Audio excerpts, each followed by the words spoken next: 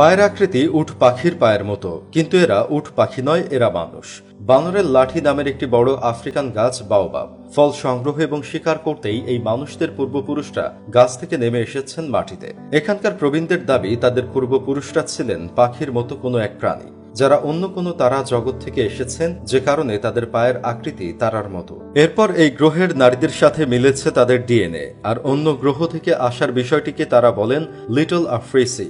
একই দেশ, একই গোষ্ঠী, নিজেদের ভেতর নিজেদের পার্থক্য শরীরে। পায়ের বিশাল আঙুলগুলি আলাদা করে ফেলেছে তাদের। তবে গ্রামের সবার পায়ের ধরন এমন নয়। প্রতি 4 জনে একজনের পা এমন আকৃতি পেয়ে থাকে। বিরল পায়ের অধিকারী এই মানুষগুলো আদমা উপজাতি। আফ্রিকার সাব সাহারান দেশ জিম্বাবুয়ে, দেশটির মাছ দিয়ে বয়ে চলা জাম্বেসি নদীর উপত্যকার তীরে এই উপজাতির লোকেরা বসবাস করে। কথা বলেন স্থানীয় ডেমা ভাষায়।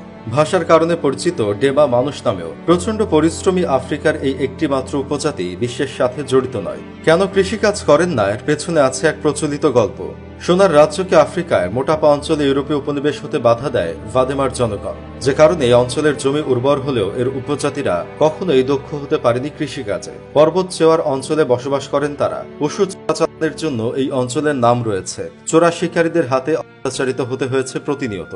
এ কারণে তাদের জীবন অনেকটাই যাযাবরের মতো। স্পটলাইট থেকে অনেক দূরে থাকার কারণে জীবিকা নির্বাহের জন্য তারা নির্ভর করে নদীর উপর। ছোট বড় সবাই সাধারণ বাঁশের লাঠি, তার উপর দিয়ে বিভিন্ন পদ্ধতি ব্যবহার করে শিখে নিয়েছে মাছ ধরা। তাদের বিশ্বাস পায়ের এমন গঠনই তাদের সাহায্য করে দ্রুত মসৃণভাবে গাছে উঠতে। শারীরিক সমস্যাটিকে লবস্টার ক্রসিং সহ বলা হয়। তবে এরকম পা কেবল একটা গ্রামের মধ্যে সীমাবদ্ধ, কেননা নিজ গোত্রের বাড়িতে বিয়ে করা তাদের জন্য নিষিদ্ধ, যার কারণে পায়ের বিরল বিষয়টি ছাড়েনি অন্য কোনো গোষ্ঠীতে।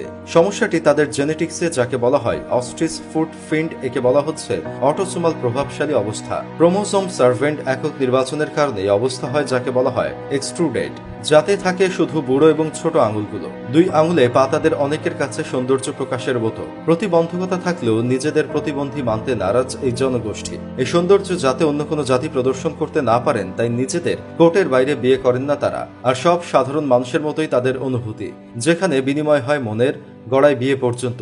বিয়ের ক্ষেত্রে বিধিনিষেধ ছাড়া ভারতের আর নিজেদের সম্প্রদায়ের অন্যান্য সদস্যদের সাথে অবাধে মেলা মেশা সম্পর্ক করতে পারেন। বিষয়টিকে তারা স্বাভাবিকভাবেই নেন। আবার অনেকে বিব্রত তাদের এই পা নিয়ে। পায়ের ধরন এমন হওয়ার কারণে খালি পায়ে থাকা ছাড়া কোনো উপায় নেই তাদের। পারেন না জুতা পরতে।